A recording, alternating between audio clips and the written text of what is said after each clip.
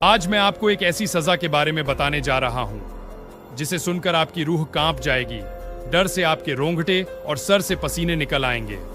जी हां, मैं बात कर रहा हूं काला पानी की सजा, अंग्रेजों द्वारा की गई क्रूरता। यह एक ऐसी सजा है जिसकी कल्पना हमने और आपने कभी नहीं की होगी, जिसकी चर्चा देश और विदेश में आज तक फैली हुई है।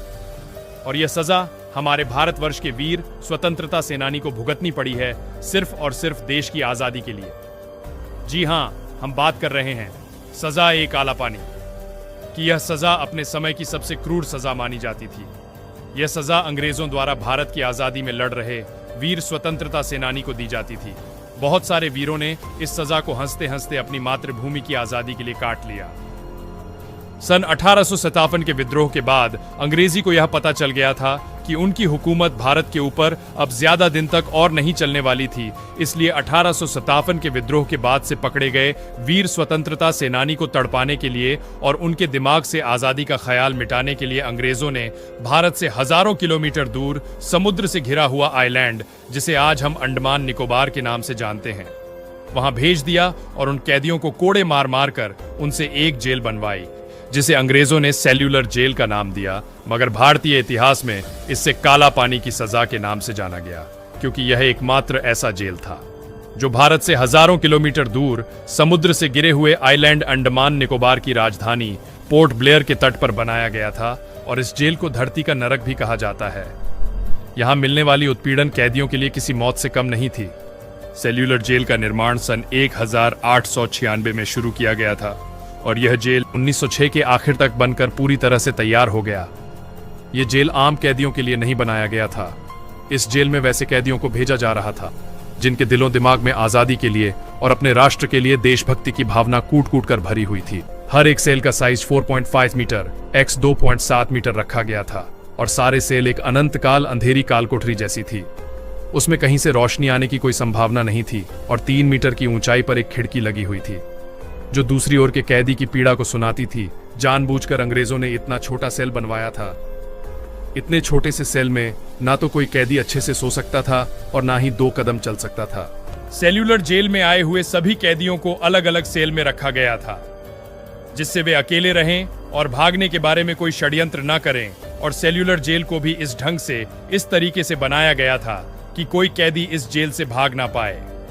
अंग्रेजों ने सेल्यूलर जेल की संरचना 2 सिद्धांतों की मदद से की। पहला, स्पोक्स ऑफ अ व्हील। यह एक ऐसा सिद्धांत है जिसमें साइकिल के पहिए जैसी बनावट जेल की होगी, जिसके चलते अगर कोई कैदी सेल्यूलर जेल की सेल को तोड़कर भागने की कोशिश करें तो वह कंफ्यूज हो जाए कि बाहर जाने का रास्ता किस ओर से है। और दूसरा, पैनोप्टिकॉन थ्योरी। इस सिद्धांत में यह था कि सेल्यूलर जेल के ठीक बीचों बीच एक लंबा सा टावर लगाया जाए, जिस टावर से चारों ओर के नजारे आराम से दिख जाए। सेल्यूलर जेल में कुल 7 शाखाएं थी। प्रत्येक शाखाएं 3 मंजिला थी और बीचों बीच टावर के ऊपर एक बड़ा सा घंटी लगाई गई थी, जिसे किसी भी आपातकालीन स्थिति में बजाकर अंग्रेज अपने सैनिकों को सूचित कर सकते थे। इस जेल में क्रांतिकारी कैदियों से रोजाना 30 पाउंड नारियल से तेल निकालने का कार्य दिया जाता था। कार्य न पूरा करने पर उन्हें जंजीरों से लटकाकर उन पर बेहिसाब कोड़े बरसाए जाते थे। कोड़े तब तक मारे जाते थे जब तक कि कैदी बेहोश ना हो जाए। होश में आने के बाद उन्हें तब तक भूखा रखा जाता था जब तक कि वह कार्य करने के लिए अपनी मंजूरी ना दे देते। उन्हें खाने में घास से बनी हुई रोटी और गंदा पानी पीने को देते थे और उन्हें शौचालय जैसी चीज भी उन्हें अपनी सेल में ही करने पर विवश होना पड़ता था। क्या मैं आपसे बोलूं कि शौचालय के ऊपर आप सो सकते हो? इसका उत्तर जरूर नहीं होगा। इस तरह की उत्पीड़न हमारे वीर स्वतंत्रता सेनानी रोज भुगत रहे थे। उन वीरों में प्रमुख नाम दीवान सिंह, बटुकेश्वर दत्त, बाबूराव सावरकर, सोहन सिंह, विनायक दामोदर सावरकर, मौलाना अहमदुल्ला, वमन राव जोशी, सोहन सिंह, योगेंद्र शुक्ला जैसे कई वीरों ने सजाए काला पानी को हंसते हंसते काट लिया। सन 1942 में आखिरकार स्वतंत्रता सेनानी पर किए गए उत्पीड़न का हिसाब अंग्रेजों को देना पड़ा, जब सुभाष चंद्र बोस ने जापान की सरकार के साथ मिलकर अंडमान निकोबार पर हमला बोल दिया। इस हमले में अंग्रेजों की पूरी सेना को मारी गई। जो अंग्रेजी सेना बच गई उन्हें उसी जेल में उसी प्रकार से कैदी बना लिया गया जिस प्रकार से वे भारतीय वीर स्वतंत्रता सेनानियों को कैदी बनाकर रखी हुई थी। अंग्रेजी सेना को वही घास से बनी हुई रोटी खिलाई गई जो रोटी वह रोज हमारे भारतीय भाइयों को देते थे। कई अंग्रेजी सेनाओं ने इस उत्पीड़न को बर्दाश्त नहीं कर पाए और वे खुदकुशी कर लिए। साल 1959 में भारत सरकार ने सेल्यूलर जेल को राष्ट्रीय स्मारक घोषित कर दिया। आज की तारीख की बात करें तो आज भी अंडमान निकोबार में बनी हुई सेल्यूलर जेल मौजूद है और वह जेल हमारे वीर स्वतंत्रता सेनानी की साहस को आज भी बतलाती है।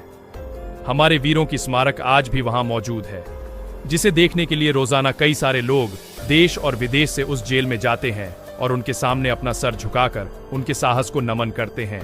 आपको वीडियो कैसा लगा नीचे कमेंट करके हमें जरूर बताएं। इसी तरह के वीडियो देखने के लिए चैनल को सब्सक्राइब करके बेल आइकन ऑन जरूर कर लें।